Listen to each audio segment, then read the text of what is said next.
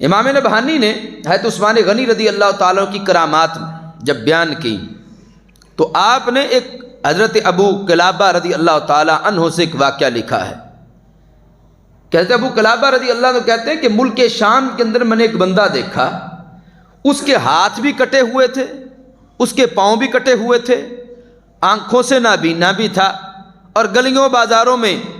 یہ صدا لگا رہا تھا، ہائے افسوس میرے لیے جہنم ہے، ہائے افسوس میرے لیے جہنم ہے، ہائے افسوس میرے لیے جہنم ہے۔ حضرت ابو قلابہ کہتے ہیں میں نے اس سے پوچھا کہ تیرا سبب کیا ہے یہ بات کرنے کا، ہوا کیا تیرے ساتھ؟ تو اس نے کہا میں بڑا بدبخت ہوں، کہا میں ان بد نصیبوں میں سے ہوں جنہوں نے حضرت عثمان غنی رضی اللہ تعالیٰ عنہ کو شہید کیا ہے۔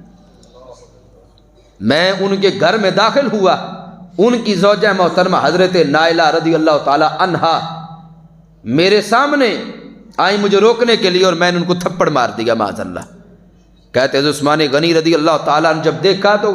دعا کی ہے کہ اللہ تیرے ہاتھ بھی توڑ دے، تیرے پاؤں کاٹ دے، رب تجھے اندھا کر دے اور تجھے رب جہنم میں پھینکے۔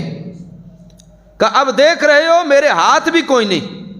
میرے پاؤں بھی نہیں، میری آنکھیں بھی نہیں۔ کہا یہ تینوں دعائیں تو دنیا میں عثمان غنی رضی اللہ تعالی عنہ کی قبول ہوئیں، اور مجھے یقین ہے جیسے یہ تین قبول ہیں تو چوتھی بھی قبول ہے کہ انہوں نے کہا تھا رب تجھے جہنم میں پھینکے، اس لیے میں یہ نعرے لگا رہا ہوں ہائے افسوس میں جہنم میں چلا جاؤں گا۔